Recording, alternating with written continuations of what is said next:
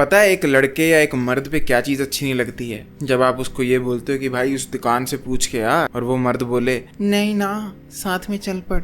बड़ी ज़्यादा घिन आती है। अगर आप इस तरह के लड़के हो, ये वीडियो आपके लिए बिल्कुल परफेक्ट है। सोशल एंग्जाइटी बहुत तरह की होती हैं। एक तो ये होती है कि दुकानदारों से बात नहीं की जा रही है, एक ये होती है कि अकेले वॉशरूम तक नहीं जाया जा रहा है। अब यहाँ पे दो वेरिएशंस आ जाती हैं।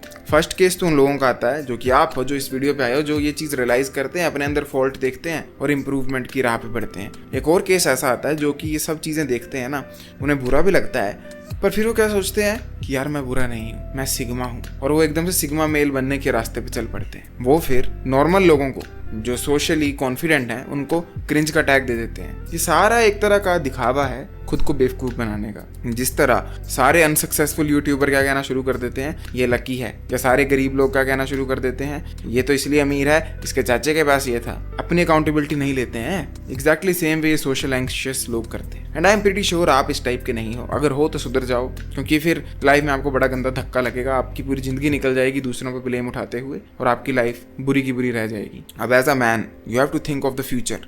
कल को आपने बाप बनना है। एक बाप ऐसा अच्छा लगेगा जो फट्टू हो। बच्चा बोले पापा मेरे को ना 4 बच्चे स्कूल में डरा रहे थे, और बाप बोले नहीं नहीं तू जा ना, मैं नहीं चलूंगा साथ में। इमेजिन, आप अपने फादर को इमेजिन करो क्या हो रहा था उनका। आपका जरा भी नहीं है, कैसे बनेगा वो?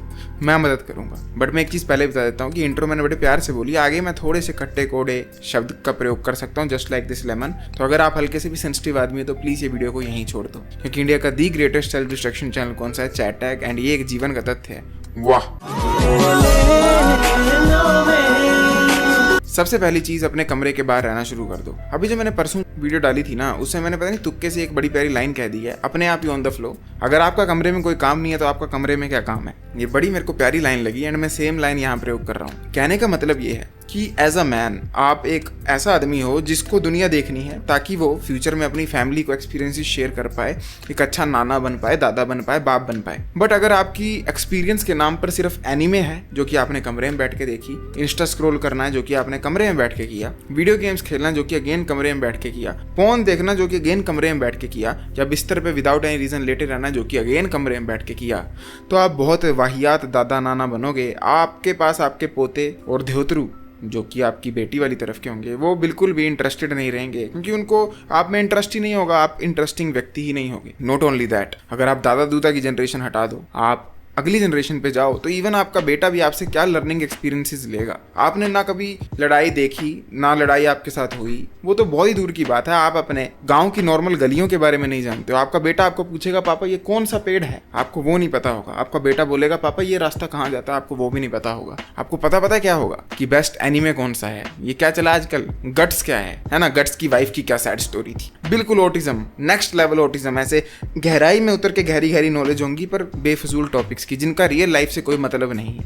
क्या आप इस तरह के बाप बनना चाहते हो? I hope not. तो move out of your room. अपने कमरे से जितना बाहर हो सकता है उतना रहो। देखो 90% लोग ऐसे होंगे ना जो कि समझ गए होंगे मेरे कहने का क्या मतलब है, पर 10% एक चंक ऑफ पॉपुलेशन होगी जिन्होंने अभी कमेंट कर दिया होगा तो बाहर जाके क्या करूं? कमरे में क्या कर रहे थे तुम? बाहर जाके क्या करूं तो ऐसे पूछते जैसे कमरे में तुम नेक्स्ट बुर्ज खलीफा का डिजाइन बना रहे थे। कमरे में क्या ही कर रहे थे तुम? बाहर जाके कुछ मत करो। जो तुम कमरे में नहीं कर रहे थे वो बाहर जाके मत करो। सिंपल। कम से कम बाहर जाकर तुम मैस्टरबेशन तो नहीं करोगे, वो आदत ही छूट जाएगी इस बहाने। कुछ ना कुछ तो देखोगे। सिर्फ एक आपका अपने वरांडे पे अपनी कुर्सी पे ऐसे करके, जैसे आपके दादा आपके पापा बैठ जाते हैं शाम को, वो तो बीड़ी पकड़ लेते होंगे, आप ऐसे बैठ जाते हो, नॉर्मली बैठे हो। वो भी वे बेटर है कंपेयर टू कमरे में रहना, क्योंकि आप एटलीस्ट बाहर बैठ के देखते रहे हो कि आपके गेट के बाहर क्या हो रहा है, कौन से नए चेहरे दिख रहे हैं, आपके गांव में लोग कौन रहते हैं, आपके शहर में कौन लोग रहते हैं, क्या हो रहा है आपके इर्द गिर्द, कौन सी जगह पे नई कंस्ट्रक्शंस बन रही हैं। ये चीजें तो देख रहे हो आप कम से कम, और ये वे बेटर है कंपेयर टू कमरे में बैठे रहना। नॉट ओनली दैट, बाहर बैठ के आपका कुछ हद तक डोपामाइन डिटॉक्स भी हो रहा है, क्योंकि जब आप कमरे में बैठे हो तो आप कोई संत महात्मा तो हो नहीं कि आप कमरे में ऐसे बैठते हो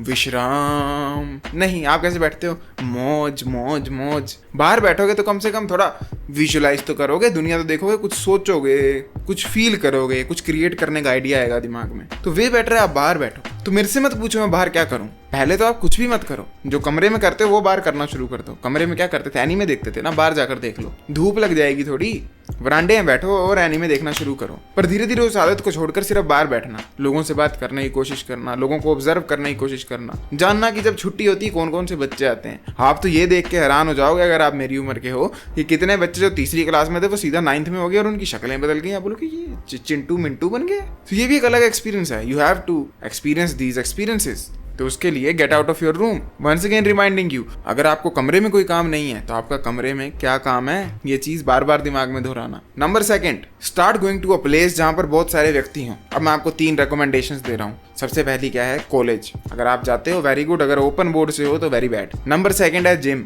ऐसा जिम जहां पर बहुत लोग आते हो। एंड नंबर 3 है कोई डांस की क्लास, सिंगिंग की क्लास। इन तीनों में से एक चीज आपकी लाइफ में होना बहुत ज्यादा जरूरी है। अदरवाइज आप कैसे लोगों से घुलोगे मिलोगे, आप कैसे कनेक्शंस बनाओगे। कल को आप 40 साल हो गए आप किसी को जानते ही नहीं होगे। किसी पॉलिटिशियन को छोड़ो, आप किसी दुकानदार को भी नहीं जानते होगे। आपका बेटा आएगा, पापा मेरे को ना इस मोबाइल का कवर लेना है और ये कवर मेरे को ऑफलाइन लेना है, कहाँ लूँ। आपको पता ही नहीं होगा कुछ, क्योंकि आपको एक्सपीरियंस ही नहीं है। आपको ये नहीं पता आपके शहर में कौन कौन सी दुकान है, किसकी दुकान पे क्या मिलता है। आपकी वाइफ बोलेगी रिबन ले आना जी, आप बोलोगे वो कहाँ मिलेगा। And that is wrong. ये नॉर्मल नहीं है, दिस इज वेरी अबनॉर्मल। तो you need to make sure कि आप या तो कॉलेज में जाओ जहां आप डिफरेंट लोगों से बातें करो, क्योंकि वही जो आपकी उम्र के लोग हैं वही तो कल को आपके एरिया में धंधा बनाएंगे, कुछ बिजनेस करेंगे शुरू। कोई बाइक का मैकेनिक बन जाएगा, कोई इलेक्ट्रीशियन बन जाएगा, किसी की दुकान होगी। वही लोग तो आगे चलकर बूढ़े होंगे।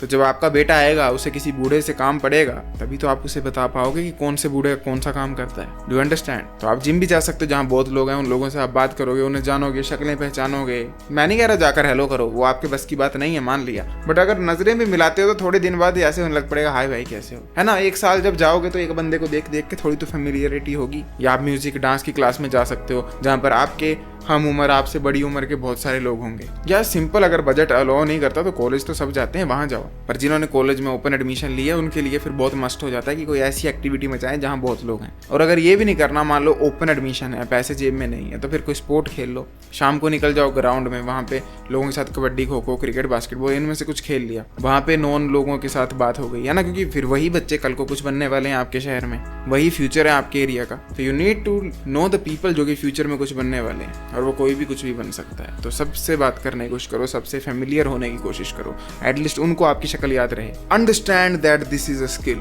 कोई वजह है सोशल के आगे स्किल लगता है, सोशल गॉड गिफ्ट नहीं कहा जाता है। तो जितने भी बंदे, मैं जब भी कहता हूँ कि थोड़ा बाहर जाओ, लोगों से बात करो, कहते हैं डर लग रहा है, मैं बोल नहीं पाता हूँ, 1 सेकेंड। तो जितने भी बंदे, मैं जब भी कहता हूँ कि थोड़ा बाहर जाओ, लोगों से बात करो, कहते हैं डर लग रहा है, मैं बोल नहीं पाता हूँ, 1 सेकेंड। ख्वाबों की